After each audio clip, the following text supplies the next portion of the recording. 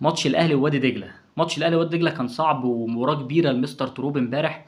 لان فريق وادي دجله فريق متكامل. يعني انا شايفه الحقيقه فريق كويس قوي، بيعرف يطلع بالكره من تحت بشكل ممتاز. عنده لعيبه بتعرف تمسك كره وتلعب على الاستحواذ، عنده سرعات في الناحيه الهجوميه بشكل كويس.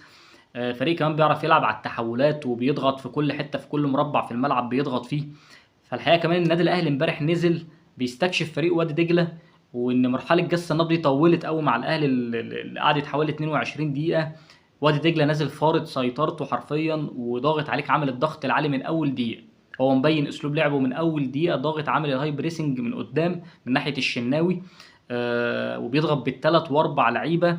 شوف هنا بقى حاله معانا اهو للتحول الهجومي اللي بيعمله فريق وادي دجله باقصى سرعه. يعني بص معايا كده، هو هنا ضغط بشكل كويس في مربع بثلاث اربع لعيبه وقطع الكوره.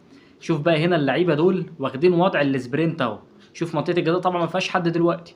شوف هنا بقى لما يبتدي اللعب يكمل، بص هنا بقى 3 4 ثواني هتلاقي اربع خمس لعيبه من فريق وادي دجله جوه منطقه الجزاء. فده التحول اللي بيعمله كويس قوي كابتن محمد الشيخ. فانا بقول لك دي فرقه محترمه وفرقه كوره كويسه قوي.